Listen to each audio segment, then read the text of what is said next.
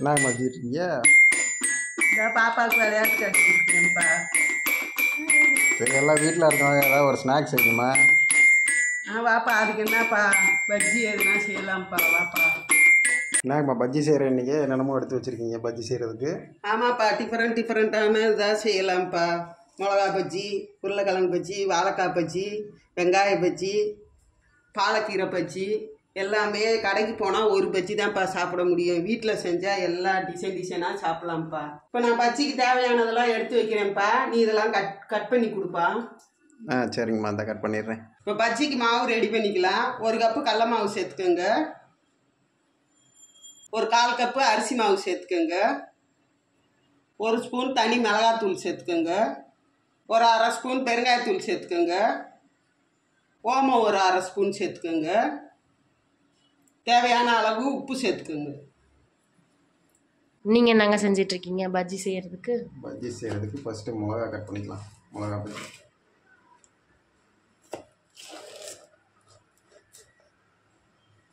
இந்த மாதிரி நீட்டாக கட் பண்ணிக்கலாம். கட் பண்ணிவிட்டு உள்ளே இருக்க விதையை எடுத்துடணும். விதையை எடுத்துட்டோன்னா காரமே இருக்காது, நல்லா இனிப்பாக இருக்கும் பஜ்ஜி. இந்த மாதிரி 4ஆக கூட வெட்டிக்கலாம், இல்லை 2 கூட வெட்டி போடலாம், இல்லை முழுசாக கூட வெட்டி போடலாம். நல்லா தான் இருக்கும். நம்ம வீட்டில் செய்கிறனால 4 நல்லா வெட்டியிருக்கேன்.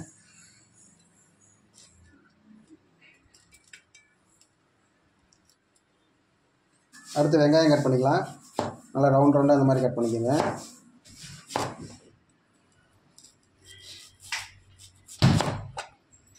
கொஞ்சம் தடியாக கட் பண்ணால் தான் பஜ்ஜிக்கு நல்லாயிருக்கும்.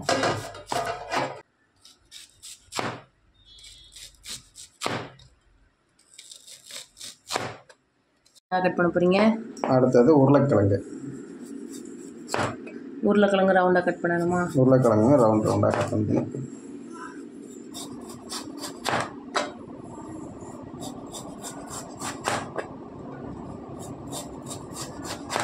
ஸ்லைசரில் சீவுறதை விட இந்த மாதிரி கொஞ்சம் தடியாக வெட்டி போட்டிங்கன்னா தான் பஜ்ஜிக்கு சாப்பிட்றதுக்கு நல்லாயிருக்கும். கடைச்சி சாப்பிட்றதுக்கு அதே மாதிரி நீளமாக கட் பண்ணிக்கலாம். நம்ம பஜ்ஜி செய்கிறதுக்காக பெரிய வாழைக்காயாக வாங்கிட்டு வந்து வச்சுருக்கோம். அடுத்தது பாலக்கீரை கட் பண்ண வேண்டாம், அப்படியே முழுசாகவே போட்டுக்கலாம். இப்போ எல்லாம் அழகாக கட் பண்ணி எடுத்து வச்சாச்சு. இப்போ அதெல்லாம் ஒரு பிளேட்டில் எடுத்து போட்டுக்கலாம். அப்போ தான் கொஞ்சம் ஈஸியாக இருக்கும்.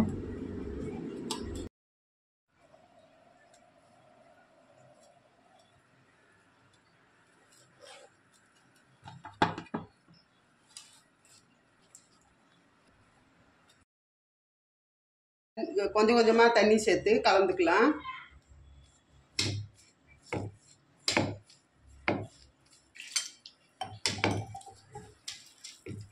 இப்போ கடையில் பஜ்ஜி வாங்காமல் வீட்டிலேயே ரெடி பண்ணி கொடுங்க. கடையில் பஜ்ஜி வாங்காமல் வீட்டிலேயே ரெடி பண்ணி கொடுங்க. அது தினம் போடுற எண்ணெயிலேயே திரும்ப திரும்ப போடுவாங்க. ஆயில் கொஞ்சம் இதுவாக இருக்கும். நம்ம வீட்டில் பொரித்து கொடுத்தோம்னா உடம்புக்கு ரொம்ப நல்லது. இப்போ நம்ம வீட்டில் செய்கிறதுனால கலர் பவுடர் எதுவும் சேர்க்கலை.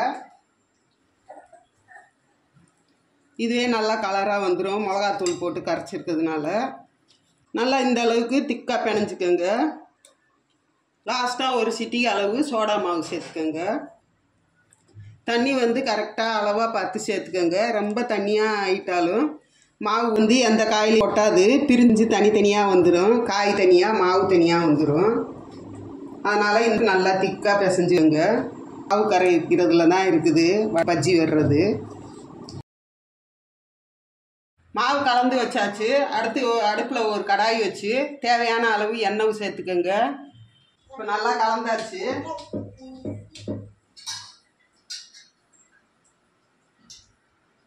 இப்போ ஃபஸ்ட்டு வாழைக்காய் பஜ்ஜி போட்டுக்கலாம்.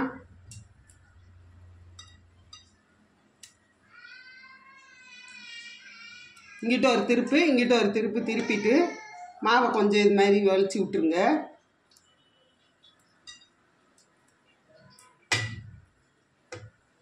இப்போ போட்டுக்கலாம்.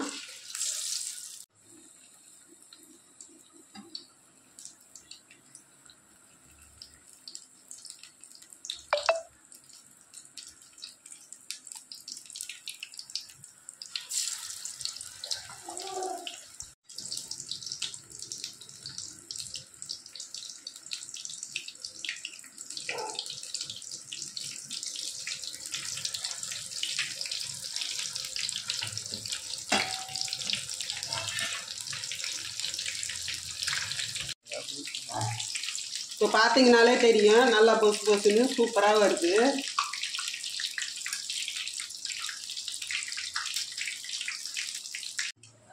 இப்போ வந்துருச்சு, எடுத்துக்கலாம். இப்போ எண்ணெயை நல்லா வடிச்சிட்டு எடுத்துக்கோங்க.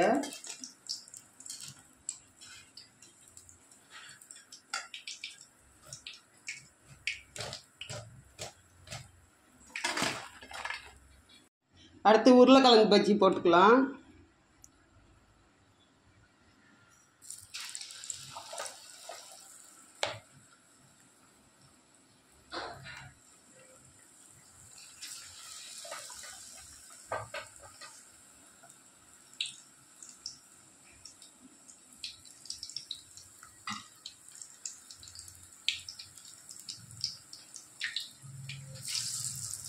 உருளைக்கிழங்கு பஜ்ஜி ரெடி ஆயிடுச்சு, எடுத்துக்கலாம்.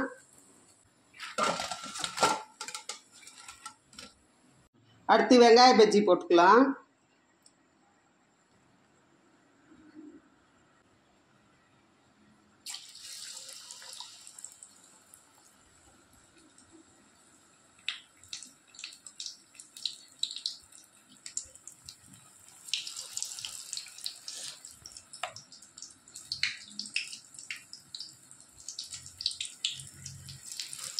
சரி சரி.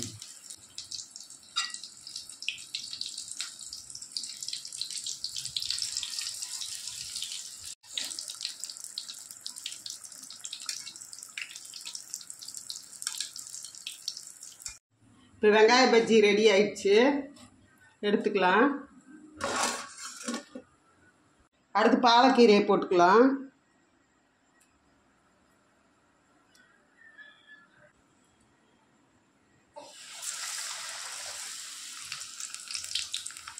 கீரை சாப்பிடாத பசங்களுக்கு இந்த மாதிரி வடையில் செஞ்சு கொடுத்தீங்கன்னா அவங்களுக்கு தெரியாது, டேஸ்ட்டு நல்லா இருக்குன்னு சாப்பிட்ருவாங்க.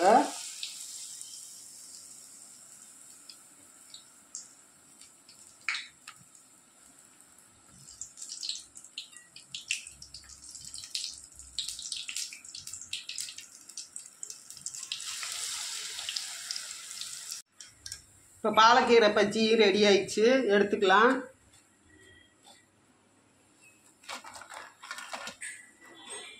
கடைசியாக மிளகா பஜ்ஜியை போட்டுக்கலாம்.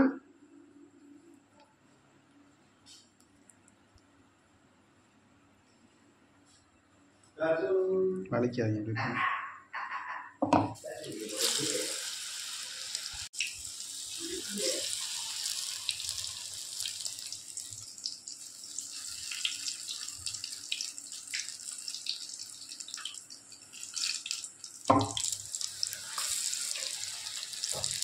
பஜ்ஜிலாம் ரெடி ஆயிடுச்சாம்மா? ரெடி ஆயிடுச்சுப்பா. மிளகா பஜ்ஜி, உருளைக்கிழங்கு பஜ்ஜி, வாழைக்காய் பஜ்ஜி, வெங்காய பஜ்ஜி, பாலக்கீரை பஜ்ஜி, இப்போ 5 வகையான பஜ்ஜி ரெடி ஆயிடுச்சுப்பா. சுட சுட பஜ்ஜி, சூப்பரான பஜ்ஜி. சாப்பிட்டு பாருங்க பிச்சு. இந்தாப்பா சாப்பிட்டு பாருப்பா, சாப்பிட்டு பார்த்துட்டு எப்படி இருக்குன்னு சொல்லு. வாழைக்காய் பஜ்ஜியான்ட்டு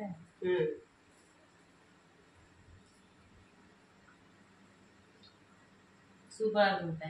ஒரு இந்தாப்பா ஒரு உருளைக்கிழங்கு பஜ்ஜி சாப்பிட்டு பாருங்க.